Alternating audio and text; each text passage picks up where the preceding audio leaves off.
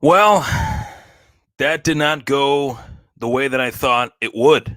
Not going to lie to you. Waking up this morning, I thought that the Buffalo Bills would defeat the Kansas City Chiefs and would take part in their first Super Bowl since 1993. Didn't go according to plan. This game was a very, very, very tough pill to swallow for me. Really early on, I noticed that this team was just not up to snuff.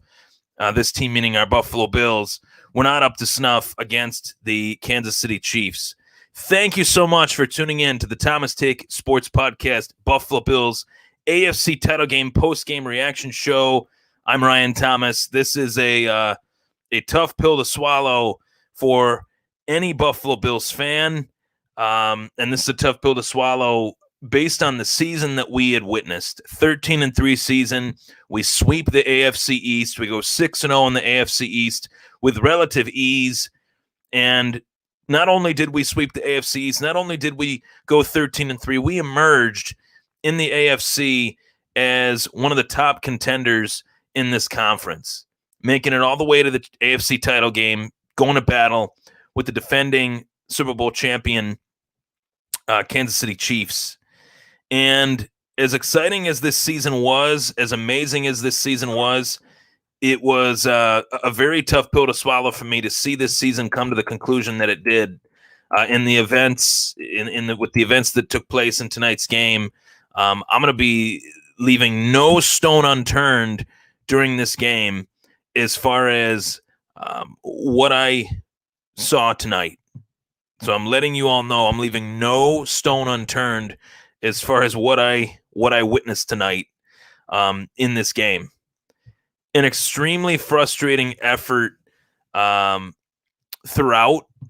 I think the effort was there. It just didn't result in the usual result that we are accustomed to from this Buffalo Bills team in 2020, what they were able to accomplish. I dove into it, but the effort would always lead to somewhat of a reward. And the fact that it didn't lead to the reward, the fact that it's like the more the Bills tried, the more the Bills really tried to show some gumption, they were just in quicksand tonight. They were not good enough in any way, shape, or form. And I feel truly that this loss will sting for quite some time due to the fact that we were just so close and yet so far away from a Super Bowl berth.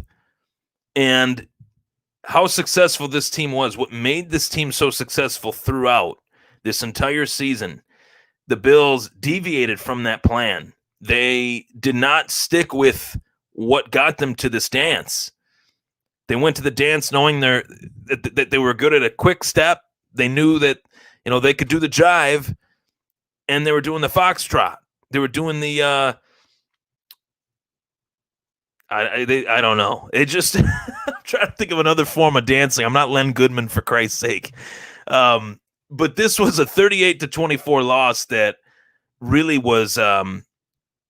I hate to say this. I hate to say this word, but this was an embarrassing. This was an embarrassing, a very embarrassing showing.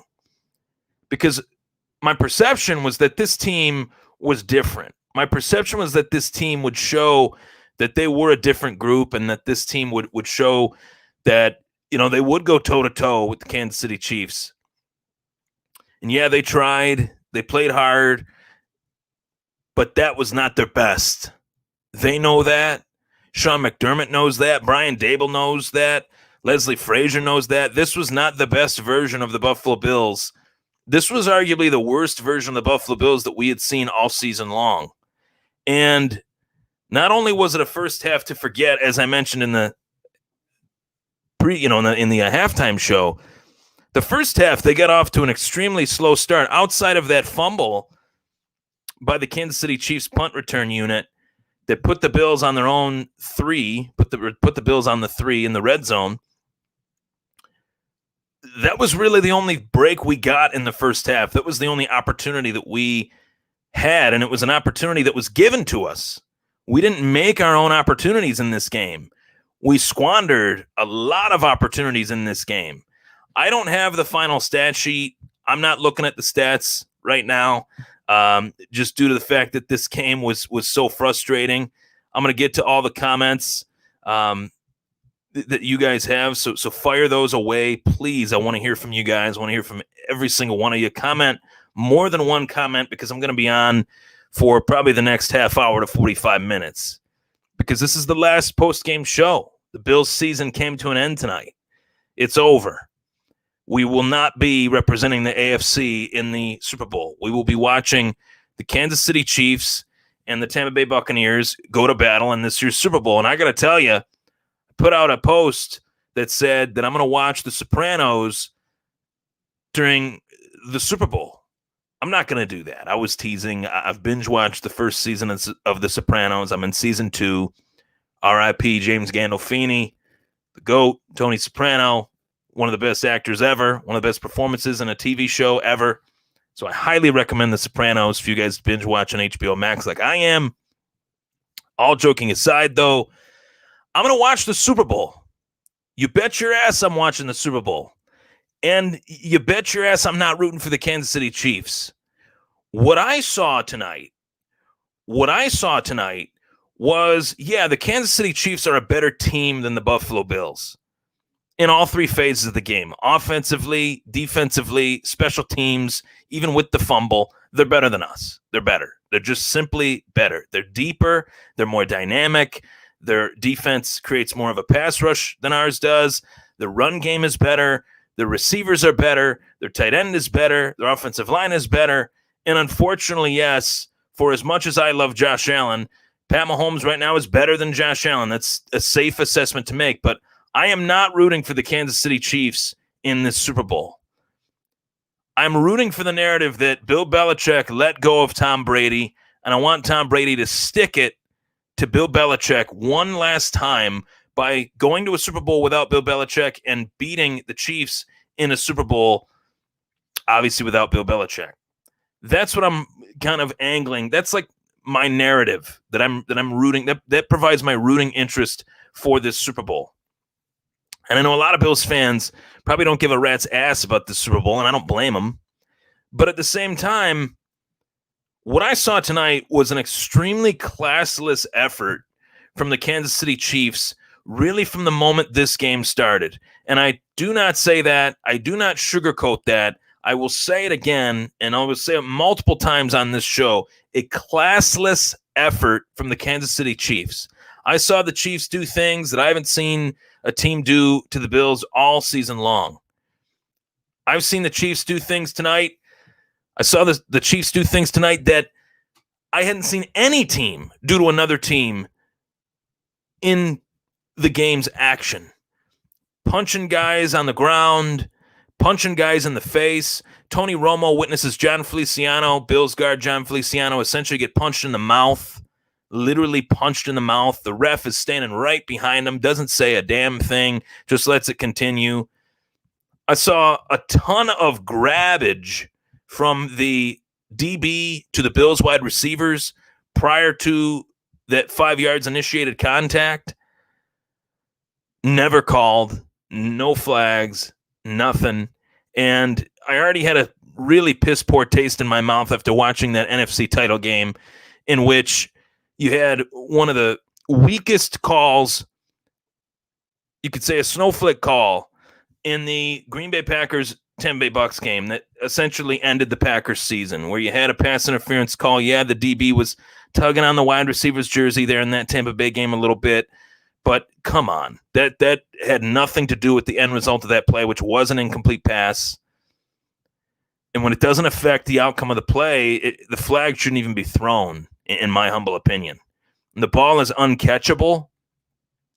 It shouldn't even matter if there was pass interference. That's just my opinion. I know that's not the rules, and I know that's not how things jive in the NFL, but that's what I think it should be. And I'm just throwing that out there. That's my opinion. It's my show, and I'm throwing out my opinion takes on the Thomas Take Sports podcast, of course. But to me, what was the failure of this game? Where did the Bills really go wrong? That's the question. Where did they go wrong? What was it that allowed this Bills team to essentially fall apart in this game? And let me tell you, it's a very simple fact, and it's a fact I hate to admit. But where the Bills went wrong in this one, they were simply outcoached. They were outcoached by Andy Reid versus Sean McDermott. They were outcoached by Eric Bieniemy versus Leslie Frazier. They were outcoached by Brian Daboll, or by the Kansas City Chiefs defensive coordinator, Steve Spagnuolo, versus Brian Daboll. The Chiefs beat us in every which way, X's and O's, coaching in this game. That's where the Bills went wrong in this one. And I love Sean McDermott. I generally respect Brian Daboll. Last season, I was extremely frustrated with him. I make zero bones about it. I called for the man to lose his job. I don't do that normally. That's not my style. But I knew that this Bills offense was far better than what they showed last year. And ultimately, in a way, I was proven right due to the fact that Daboll did have a better season with a wide receiver one and did prove that these players are much better than the way he used them last season. So in a way, I was right. In a way, I was wrong, but in another way, I was right. You could look at it, double-edged sword. But I think the failure within this Bills coaching staff tonight was all around McDermott, Daboll, and Leslie Frazier. I thought that this coaching staff would have a much more methodical approach to this game, or much less. I should say a much less, much more aggressive approach rather than a methodical approach. I think the Bills coaching staff overthought this game. I think the Bills coaching staff tried way too hard to do what they were trying to do. And to say that, knowing that what they were trying to do was not to the strengths of this team, but actually to the weaknesses of this team, is mind-blowing. What got you to the dance was this potent passing attack, spreading the field out, utilizing all the receivers on this roster. That's what got you to this game. And to not do that and to initiate this game via the ground game, I get the whole analogy of TOP, time of possession, keeping Pat Mahomes off the field, not allowing Mahomes to have these extended drives. I get that. But man, that was not the Buffalo Bills that got to this game. That was a completely different game plan. And it was a game plan that was so ill-advised.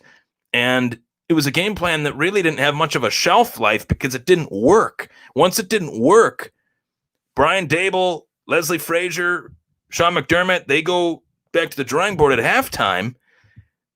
They didn't know which way was up. They didn't know what way to attack the Chiefs. Do they go back to their old style? Do they go back to their new style?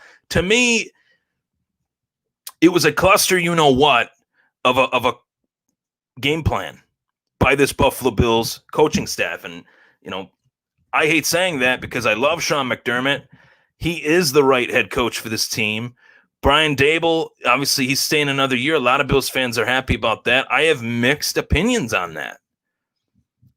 And I have very mixed opinions on this defensive coordinator in Leslie Frazier, who had a monumental performance last week against the Baltimore Ravens. And then this week was an utter disaster tonight against the Kansas City Chiefs. And we have to put it in perspective here. The Kansas City Chiefs are the best team in the NFL, right? They won the Super Bowl last year. Largely have the same team. They're even better, arguably, than they were last year. They have some new players, obviously CEH, Clyde Edwards-Helaire. You're better on paper as a Kansas City Chiefs team in 2020 compared to 2019. But the Bills are better in 2020 than they were in 2019, so I can't brush this dirt off my shoulder without saying the Chiefs are who I thought they were. To quote the late, great Denny Green, the Buffalo Bills let them off the hook. They let them get away with whatever they wanted to do to us. Not only did the refs do it, but we let it happen on the field for only so long until Deion Dawkins and It's not coming to me. Deion Dawkins, and there was another offensive lineman, John Feliciano. Both of those guys said enough is enough. If we're going to have to turn this into a hockey game, if we're going to be disrespected like this and the refs aren't going to step up and say anything about it, we're going to do something about it. And yeah, the Bills were outplayed in this game, pillar to post, no doubt about it. That this was a heavyweight title fight that the champion, the reigning champion, beat the opponent for the better part of, the 12 rounds. This would be a unanimous decision, shall I say, in a combat sports term, a unanimous decision. All three judges' scorecards would be relatively the same, virtually identical, to quote Mike Goldberg. This fight, this heavyweight fight between the Chiefs and the Bills was a one-sided pounding, and the Chiefs were swinging the hammer. So, I say all that, but I also say that it got to the point where the effort from both teams became not a football game. It became embarrassing. And yeah, the Bills did go 13-3. They did go 6-0 in the AFC East. But the Bills have some questions heading into 2021. Heading into the 2021 season, there are questions. Because this AFC hierarchy, right? The Chiefs are the top dogs. The Bills right below them. I don't see anybody supplanting the Bills. I said this morning, or this afternoon, I should say, with Tyler Dunn on my show earlier today, that I think the Chiefs and Bills will do battle for many years. I think we could potentially face the Chiefs again in the AFC Championship next year, the year after that, and the year after that. That's how talented Josh Allen is. That's how good this Bills offense is, and that's how good this Bills team is. But each team has a kryptonite. Peyton Manning's kryptonite was the Patriots. Josh Allen's kryptonite very well is the Kansas City Chiefs. And the worst start statistically this season for Josh Allen, regular season, the Chiefs. Playoffs, the Chiefs. It's not just a coincidence. I thought the Chiefs had a fantastic defensive game plan to neutralize Josh Allen, force him to make the throws early, not allow him much drop back room in the pocket, and force him to make his first read and throw it. Josh Allen's good at reading a defense. He's good at getting the ball out of his hand quick, but he's not a two-step drop, get it out of your hand, Tom Brady type quarterback. He's a guy that likes to drop back, likes to move around a little bit and let one rip. That's what makes us love Josh Allen as Bills fans. But as an opponent who is game planning for Josh Allen, Baltimore did this successfully, and the Chiefs did it even better than Baltimore did, obviously, with much better results tonight. Josh Allen forced some throws in a double coverage, threw some passes that were high, passes that sailed on him, passes that he really hadn't thrown since that Week 6 loss to the Kansas City Chiefs. And the questions are not in regards to Josh Allen. I have zero doubt in my mind that Josh Allen will lead the Buffalo Bills to a Super Bowl one day. Whether that's next year, the year after, I'm not sure, but I have zero doubt in my mind that will happen, okay? But in terms of tonight's game, this is like the hill that we have to climb now. This is the team. We know the pecking order of the AFC. We know that the Chiefs are a pretty damn good team. We have to raise the bar heading into 2021. We have to bring in players for this team that make this team deeper and better. Overall better, more depth needs to be added to this roster on both sides of the ball. But to me, especially on the defensive side of the ball. Now, for all the frustrations I have over Leslie Frazier, that obviously means that Leslie Frazier's game plan, I'm frustrated with that, as I mentioned. But I'm also frustrated with the performance of some of these Bills players on this team, or on this defense, I should say. And this defense, namely two guys that did not play well tonight, Tremaine Edmonds and Matt Milano. If you don't have a good day, if you're Tremaine Edmonds and Matt Milano, the Bills' defense is not the same. That is how pivotal these guys are to this defense, both of these players. Milano covering the tight end, Tremaine Edmonds manning the middle, Pat Mahomes ate Tremaine Edmonds alive today. Travis Kelce ate Matt Milano alive today. The Bills had problems all season long covering the tight end. And Milano and Edmonds, man, they had a rough day at the office. You go back and check the tape tomorrow, check the tape this week. Shout out to the guys at Cover One, Eric Turner, the tape guy that he is. He'll go back, check the tape, as I know he will, and he'll see that Edmonds and Matt Milano were eaten alive tonight.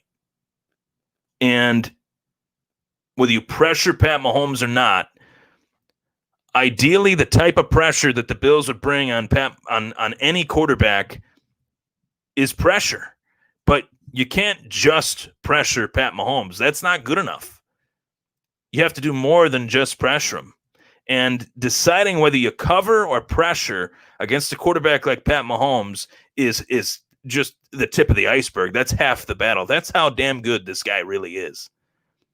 Best player in the world right now is Pat Mahomes. So they did pressure him. They did force him out of the pocket. He would find someone open. The receiver would run their route and then some. Tyreek Hill would run, the drag route, the post pattern. He'd come back to Pat Mahomes. Mecole Hardman would run the route. He'd come back to Pat Mahomes. Mahomes, the ability that he has to extend a play is unlike anything I've ever seen at the position in the league outside of Josh Allen.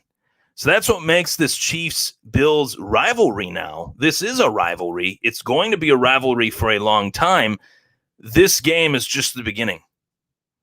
That's what I'm trying to say. This game is just the beginning. So while I hang my head in frustration that this Bills season is over, I understand the task at hand. I understand that the questions that we are going to have to answer is us and the Kansas City Chiefs. We're not looking past any other opponents here, but reality is we've proven ourselves against some of the other opponents in the AFC. And a lot of these teams in the AFC, they're going through rebuilds after rebuilds after rebuilds. The Jaguars, the Jets, the Texans, some of those teams that aren't in the Bills AFC East division, but some of those teams that obviously are going to be terrible for a few years.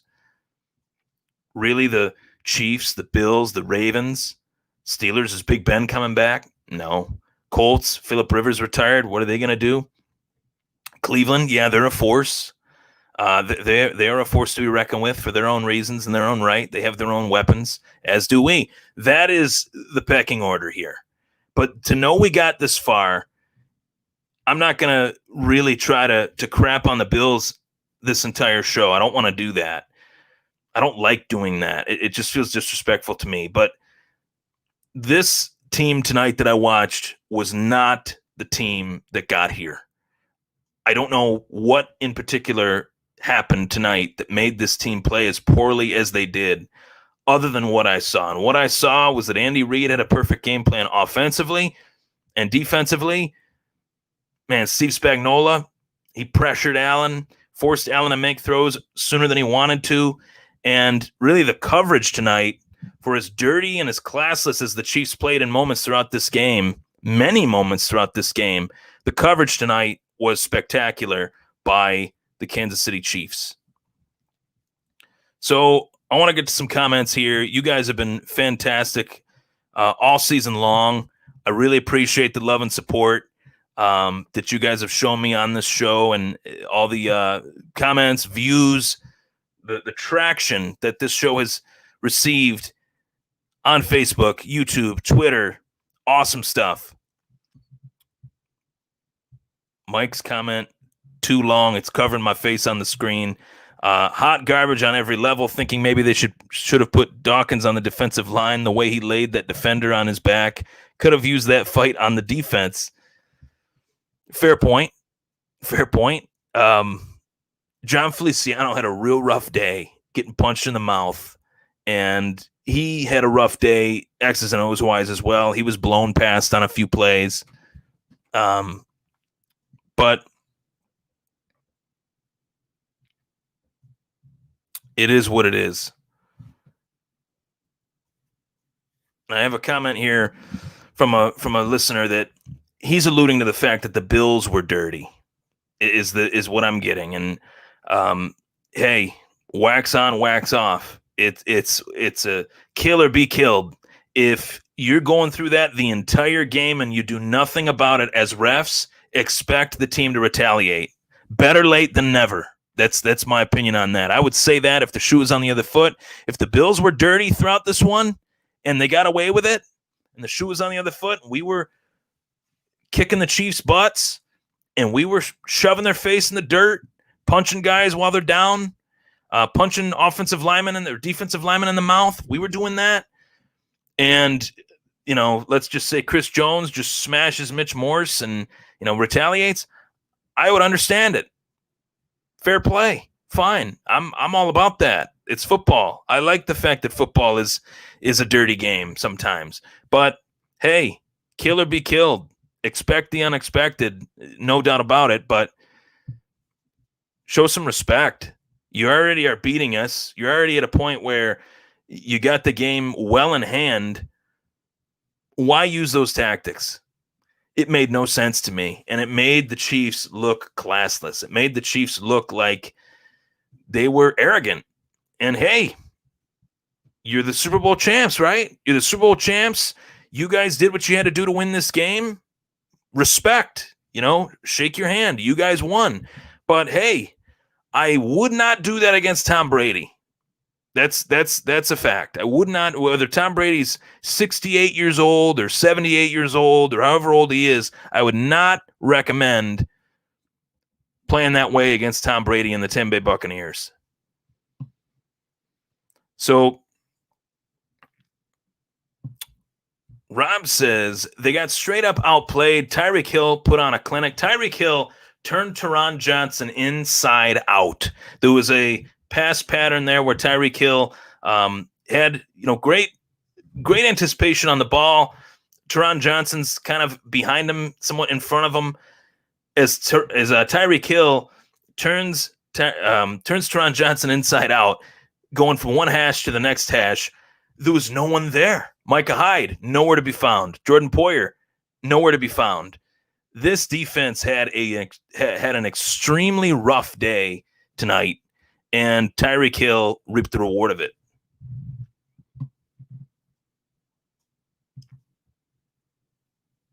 So Jimmy Primo says, personally, Brian Daboll needs to go. His play calling this postseason was horrible, but maybe he will be better next year. That's just my opinion.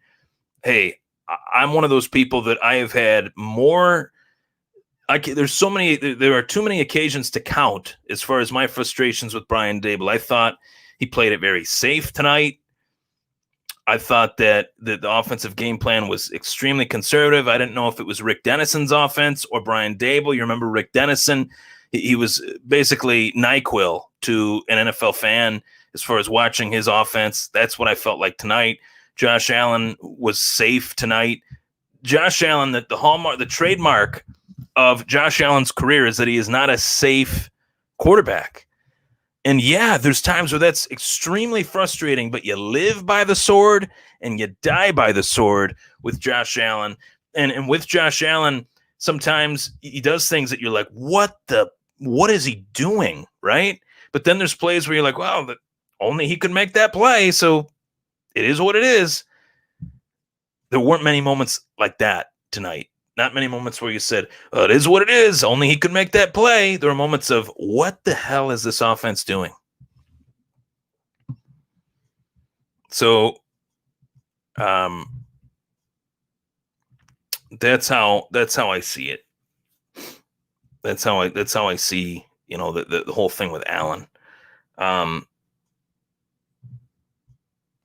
We finished the season with a high-octane offense and didn't have it through the playoffs, Ken Zintel says. Why? Why? Playoff teams, whether you're 13-3, whether you're the abysmal Washington football team in the NFC East sneaking into the playoffs, obviously Washington was okay, but I mean, the fact they snuck in at that record is just mind-blowing. But anyway, the fact is, this Bills offense was a high-octane offense. But they were a one-dimensional high-octane offense. This was not the greatest show on turf with Kurt Warner, Torrey Holt, Isaac Bruce, Hall of Famer Marshall Faulk out of the backfield catching passes or running in between the tackles. They didn't have that. They had a quarterback that is one of the most athletic specimens in the National Football League, let alone at that position. You have a wide receiver that is one of the best route runners in the league. You have another wide receiver that you drafted that surpassed any and all expectations.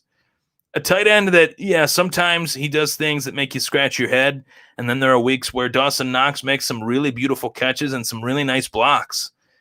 I think the best is yet to come for Dawson Knox. I'm not ready to give up on him yet like most Bills fans are. A lot of podcasters out there, they're not fans of Dawson Knox. I'm not going to,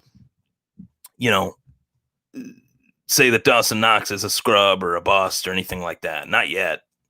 Or in general, I wouldn't say that. But I think that the sky's the limit for him. And there were some nice plays that he made tonight. So, but why were they stifled? Well, you have to be able to be a two-way offense in the playoffs. All of the teams that made the playoffs could run the ball efficiently outside of Buffalo. And their inability to run the football, I think, caught up to them, especially against those upper echelon teams like Baltimore, like Kansas City. William McMillan Jr., what's up, buddy? He says Bills gave up the most completions to tight ends this season. That could be what sends Matt Milano out the door. It could be what allows them to draft another safety, one that is a thumper, one that's a little bit thicker but quicker. A Tyron, Mateu, I can't think of his first name, but Mateu of the Chiefs. The Bills could get a guy like that. I mean, that would heavily improve their defense. Obviously, not necessarily at a starting level because they do have Hyde and Poyer, but I would like it to be, I would like that position to be added, some depth there. That's a possibility. And that would definitely help this conundrum that they have had all season long covering tight ends. Abysmal against tight ends all season long. I want to get to some comments that were on my personal Facebook page. So just bear with me here. As we're live, I get comments from all different directions. I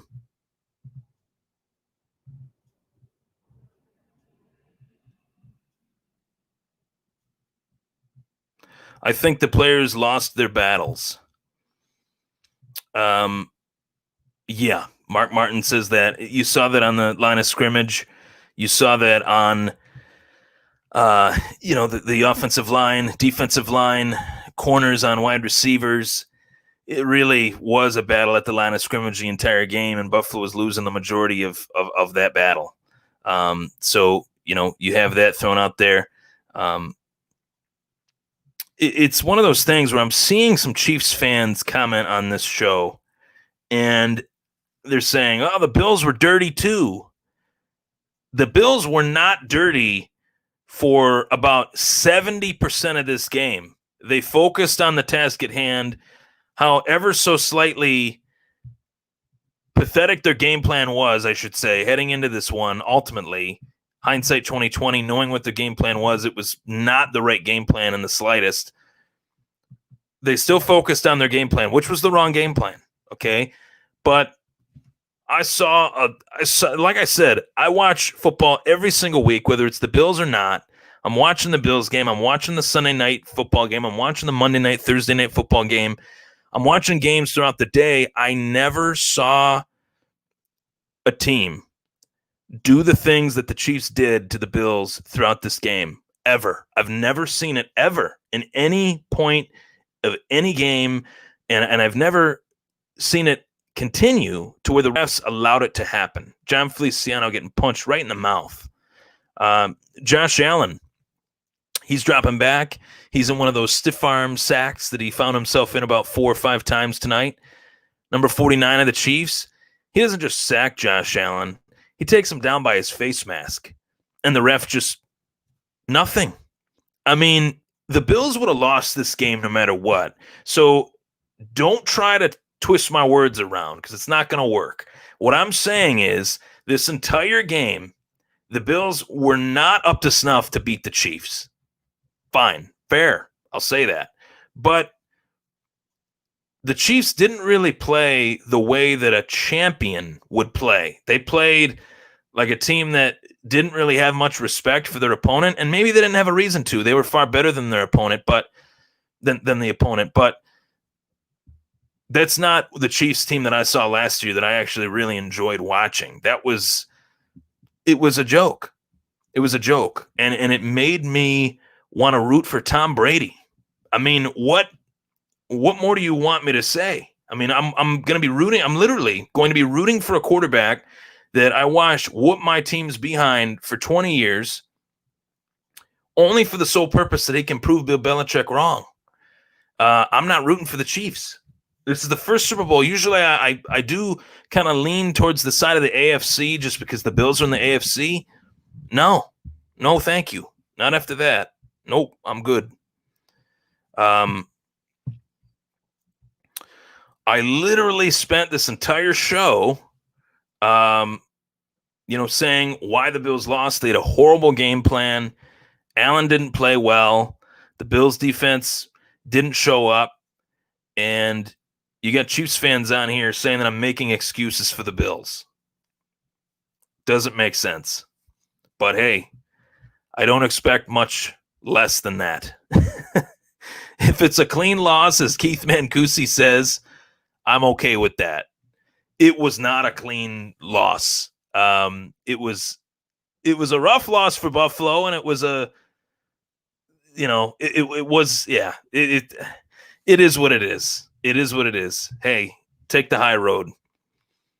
Take the high road, RT.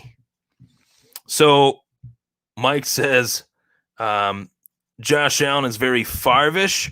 I see a lot of Favre in Josh Allen. I see a lot of Phillip Rivers in Josh Allen tonight. That's what I saw. The guy that forces throws. That's not the Josh Allen that we came to know and love this year. I have a feeling that Josh will go back, will check the tape, and we'll see that he made some mistakes. And he'll be better than that. That's the thing. This team has shown, okay? This team has shown that they will learn from their losses. They learned from the loss last season to the Texans, and they will learn from their loss this time. And I'm confident in that. All righty. That's it. To wrap up the show, this Bills post-game show, this was an awesome season. The Bills are better than they've been in 25 years. Sean McDermott's the coach. Josh Allen's the quarterback. They're not going anywhere. The Bills can only get better from here, and they know what they need. And the fact that you know what you need, the needs are not a laundry list of needs. The list of needs are relatively short. Just depth overall, I think, will make this team that much better in games like this one tonight. And we'll find out. Do they go with Leslie Frazier next year? I'm not saying they should or shouldn't, but Dable looks like he's staying. Will Leslie Frazier be staying? I know that he interviewed with the Houston Texans. We'll find out. We'll find out what the staff looks like in 2021. But I'm excited. I think, one dynamic of this team that I think needs to be addressed is the running back situation. Devin Singletary had a key drop in today's game that I think the sky fell once Devin Singletary dropped that pass, didn't get that pass. That's when Allen started to kind of flounder and look a little flustered out there. Just one of those games. It was a snowball effect. But hey, it happens. It's football. You dust yourself off, you pick yourself up, and on to next year. I think this is a great take. We weren't even supposed to be here, but we were. And this was one of the best seasons that I could ever remember. This was a great season. And the fact that I was able to bring you guys my show each and every week, give you post-game reactions, interact with the audience, even if they're crazy Chiefs fans that think that the Chiefs are, priests out on the football field. I think the fact that, I can communicate with you guys, enjoy the show, and just give you guys the content that you deserve. The Bills fan base is the best fan base in the world. I truly believe that, and that was proven to me once again during this season. So, it's a tough pill to swallow. It's a tough loss, but hey, we'll be back. There will be plenty more opportunities against the Kansas City Chiefs, and we got a new rivalry on our hands. If one team wants to play that way, we'll remember it. I'm Ryan Thomas. That was the Thomas Take Sports Podcast. Take care.